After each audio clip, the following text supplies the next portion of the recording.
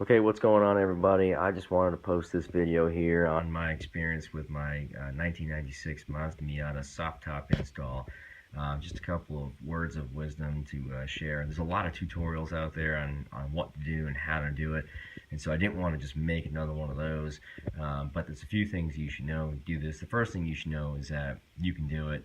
They make it sound way harder than it actually is on well, a lot of the other videos that I watched on YouTube just made it sound almost impossible, like you had to be some kind of experienced upholsterer to do it, and really that's not the case. But you should know that you are going to spend a lot of time sitting on this shelf in the back of your car here, because what happens is there is the rain rail on the back, as you probably know, you have to remove, and that's bolted. Here's the top of it. It's actually bolted down inside there.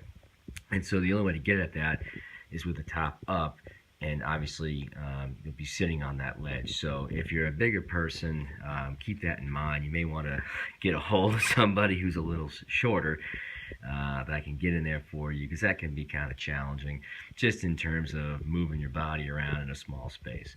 But really it's just 13 nuts that have to be undone, so that's obviously not a big deal. Okay, so I bought my convertible top through Robbins. It's the streamlined version with the plastic window that does not zip. And I'm very happy with that, no doubt about it. But it comes with a wonderful instruction guide, a lot of photos and captions to explain it. But I really couldn't, for the life of me, couldn't figure out what I was looking at exactly in these two pictures, really. And it is important to point out that in the corners of the car right behind the seat, these instructions, they come in handy quite a bit. Basically what they're showing here is the trunk of the car, and here is the top of the car, and this is a cutaway view of the rain gutter itself. So you just have to make sure that the weather stripping is on top of it and that the rain gutter is tucked underneath it.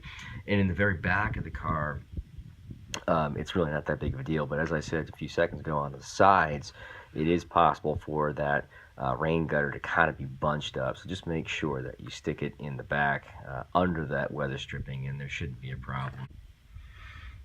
Okay, so my last bit of advice is to follow the tightening pattern they give you. Obviously, it'll make sure that you have enough slack on the sides and you don't damage the rain gutter section and so forth.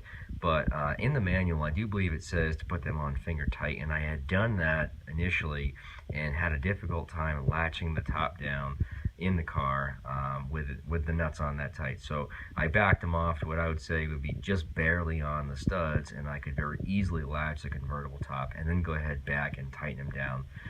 That way there's no concern about maybe stretching a seam or tearing a seam or so forth.